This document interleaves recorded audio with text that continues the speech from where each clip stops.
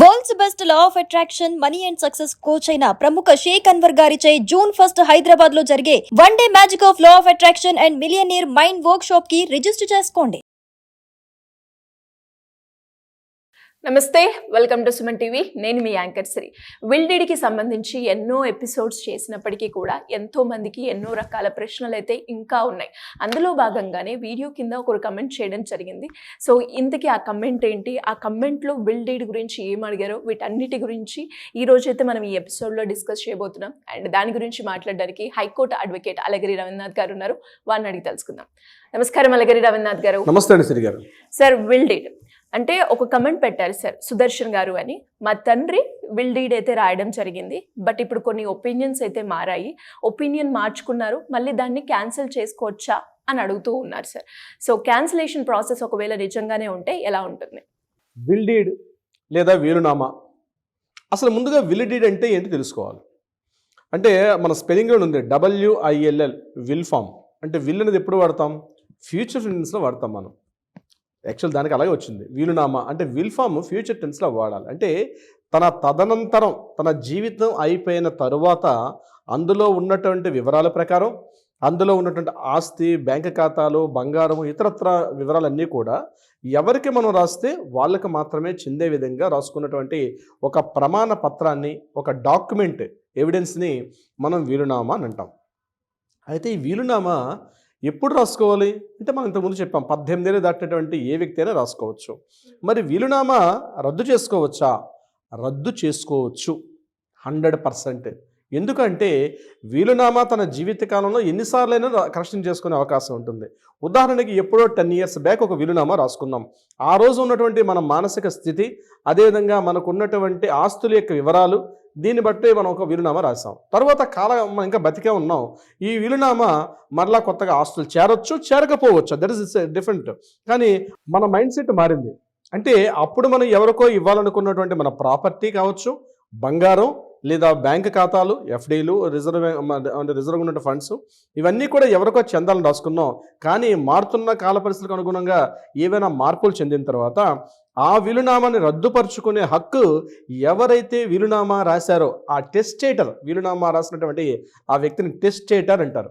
అది పురుషుడైతే, అదే స్త్రీలైతే టెస్టేట్రిక్స్ అంటారు. మహిళ రాసినట్లయితే ఎవరైనా రాసుకోవచ్చు. కాబట్టి మహిళకైతే టెస్టేట్రిక్స్ అంటారు, పురుషుడికైతే టెస్టేటర్ అంటారు. ఈ వీలునామాని ఏ సందర్భంలోనైనా రద్దుపరుచుకోవచ్చు. ఎలా రద్దుపరుచుకోవాలంటే ఆ వీలునామాని అక్కడే, ఒకవేళ ఇంతకుముందు యాక్చువల్గా ఏంటంటే మన యాజ్ పర్ గవర్నమెంట్ రికార్డ్స్ ప్రకారం ఈ యొక్క వీలునామాని తెల్ల కాగితం మీద రాసుకోవచ్చు, ఒక స్టాంప్ పేపర్ మీద రాసుకోవచ్చు. రిజిస్ట్రేషన్నే కంపల్సరీ చేయాలనేటువంటి క్లాజ్ అయితే లేదు. ఒకవేళ నేనైతే ఏం చెప్తానంటే యాజ్ బీయింగ్ అన్ అడ్వకేట్గా ఖచ్చితంగా ఒక రిజిస్టర్ చేసుకోవడం వల్ల చాలా యూస్ఫుల్ ఉంటుంది. ఎందుకంటే మనం రాసుకున్నటువంటి ఏదైతే మనం ఒక పేపర్ రాసుకుంటే దాన్ని డాక్యుమెంట్ అంటారు. ఈ డాక్యుమెంట్కి ఎప్పుడైతే మనం రిజిస్ట్రేషన్ చేస్తామో దానికి లీగాలిటీ వస్తుంది, దట్స్ కాల్డ్ లీగల్ డాక్యుమెంట్ అవుతుంది. సో రిజిస్టర్డ్ విల్ చేసుకున్న తర్వాత మనం ఒకవేళ మన ఆలోచన మార్చుకోగలిగితే ఇమీడియట్గా ఆ వీలునామాని మనం ఏ రిజిస్ట్రేషన్ ఆఫీస్లో అయితే రిజిస్ట్రేషన్ చేసుకున్నామో ఆ రిజిస్ట్రేషన్ ఆఫీస్కి మరలా వెళ్ళి దాన్ని క్యాన్సిల్ అప్లికేషన్ పెట్టి ఆ డాక్యుమెంట్ని క్యాన్సిల్ చేసుకునే హక్కు కూడా రాసుకున్నటువంటి ఎవరైతే వ్యక్తి ఉన్నారో అతనికి ఉంటుంది. That is number 1. ఒకవేళ వీలునామా రిజిస్ట్రేషన్ చేయని సందర్భంలో కూడా రాసుకున్నటువంటి డాక్యుమెంట్ ఏదైతే ఉందో డాక్యుమెంట్ మళ్ళీ కొత్తగా రాసుకునేటప్పుడు ఇందులో ఏం చేస్తామంటే I here by revoke the document, పాత డాక్యుమెంట్ అనేది ఇక్కడ మళ్ళీ కొత్త డాక్యుమెంట్ రాస్తున్నాను అని ఎప్పుడైతే మెన్షన్ చేస్తామో ఆటోమేటిక్గా బై డిఫాల్ట్ పాత డాక్యుమెంట్ అనేది రద్దు అయిపోతుంది. మనం ఉదాహరణకి లాస్ట్ ఇయర్ ఒక 2023లో ఒక డాక్యుమెంట్ రాసాం, 24లో ఒక డాక్యుమెంట్ రాసాం, ఇప్పుడు ఫ్రెష్గా 25లో ఒక డాక్యుమెంట్ రాసాం. ఇటువంటి సందర్భాల్లో కోర్టులో వివాదాలు వచ్చేటప్పుడు ఇక్కడ 2021లో కేసు కర్ణాటక బెంగళూరు హైకోర్టు ఒక తీర్పు కూడా ఇవ్వడం జరిగింది. అదేం చేశారంటే తండ్రి చనిపోయిన తర్వాత అతను ఫ్రెష్గా ఉన్నటువంటి డాక్యుమెంట్ ఒక డాక్యుమెంట్ కాకుండా కొడుకులు ఏం చేశారంటే పాత విల్ డాక్యుమెంట్ కూడా చూపించి, ఒక ఫోటో కాపీ చూపించి దీని ప్రకారం మాకు ఇది చెల్లుబాటు అవుతుందా, ఆస్తి వివరాలు మాకు వస్తాయని చెప్పి కొడుకులు కూడా కోర్టుకు రావడం జరిగింది. అప్పుడు కోర్టు ఏం చెప్పారంటే బెంగళూరు హైకోర్టు వాళ్ళు పాత డేట్లో రాసుకున్నటువంటి వీలునామా చెల్లదు, ఏదైతే లేటెస్ట్ అప్డేట్ ఉంటుందో దాన్ని మాత్రమే పరిగణలో తీసుకుంటాం తప్పించి దాని కింద ఉన్నటువంటి ఓల్డ్ డేట్స్ అన్ని కూడా ఆటోమేటిక్గా బై డిఫాల్ట్ అన్నీ కూడా రద్దు అయిపోతాయి. ఎన్నిసార్లైనా రాసుకోవచ్చు, 1 సారి 2 సార్లు 4 సార్లు 10 సార్లు రాసుకోవచ్చు. కానీ ఏదైతే లాస్ట్ చనిపోయే సమయానికి ఏదైతే లాస్ట్ డాక్యుమెంట్ ఉంటుందో దాన్ని మాత్రమే పరిగణలో తీసుకుంటారు తప్పించి దానికి ముందుగా రాసుకున్నటువంటి అన్ని డాక్యుమెంట్స్ అన్నీ కూడా బై డిఫాల్ట్ అన్నీ కూడా అది ఇన్వాలిడ్ అయిపోతాయి, నల్లవిడ్ అయిపోతాయి డాక్యుమెంట్స్ అన్నీ కూడా. వాటిని పరిగణలో తీసుకొని ఇదే బెంగళూరు హైకోర్టు కూడా ఒక తీర్పు ఇవ్వడం కూడా జరిగింది.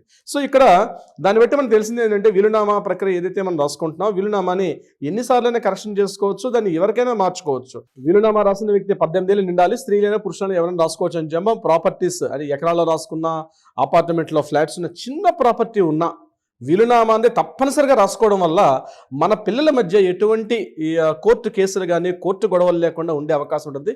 ప్రతి ఒక్కరు ఒక చిన్న ఫ్లాట్ ఉన్నా, ఒక చిన్న ప్రాపర్టీ ఉన్నా, లేదా బంగారం ఉన్నా, గోల్డ్ ఉన్నా, బ్యాంకుల్లో ఏదున్నా, ఏ చిన్న ఐటమ్ ఉన్నా లేకుండా అయితే ఎవరు ఉండరు. కాబట్టి నేను చెప్తున్నాను 90% నేను చెప్తున్నాను ఎవరికైనా ఏ చిన్న ప్రాపర్టీ ఉన్నా ఇమ్మీడియట్గా వీలునామా రాసుకోవడం చాలా ఉత్తమం. ఎందుకంటే ఈ కోర్టుల్లో కేసులు తగ్గాలి అంటే ఈ యొక్క ఆస్తి తగాదాలు, ఆస్తి పంపకాలు, భాగ పంపకాలు, పార్టిషన్ డీడ్స్ వీటి మీద ఎక్కువ కేసులు వస్తాయి. కాబట్టి వీలునామా రాసుకోవడం తప్పనిసరి.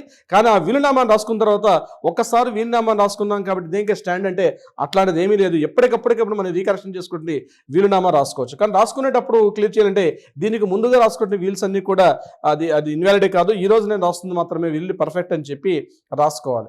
ఇక డాక్యుమెంట్స్ దీనికి సంబంధించినటువంటి ఈ యొక్క వివరాలన్నీ కూడా పర్ఫెక్ట్గా అందచేసి పర్ఫెక్ట్గా ఎటువంటి ప్రాబ్లం లేకుండా ఈవెన్ దో ప్రతి పించ్ టు పించ్ మనం రాసుకున్నప్పుడే ఆ డాక్యుమెంట్ వ్యాలిడ్ డాక్యుమెంట్గా ఉండే అవకాశం ఉంటుంది. వీలునామా అనేది అధికారికంగా రిజిస్ట్రేషన్ చేసుకోవడం వల్ల దానికి కొంత లీగల్ డాక్యుమెంట్ అయ్యే అవకాశం ఉంటుంది. దాన్ని కోర్టులో ఛాలెంజ్ చేయడం కూడా కష్టం అవుతుంది. ఎందుకంటే ఆ పర్సన్ కోర్టు రిజిస్ట్రేషన్ ఆఫీస్కి వస్తారు, అక్కడ ఫోటోలు దిగుతారు, అక్కడ థంబ్ ఇంప్రెషన్స్ పెడతారు, సిగ్నేచర్లు పెడతారు.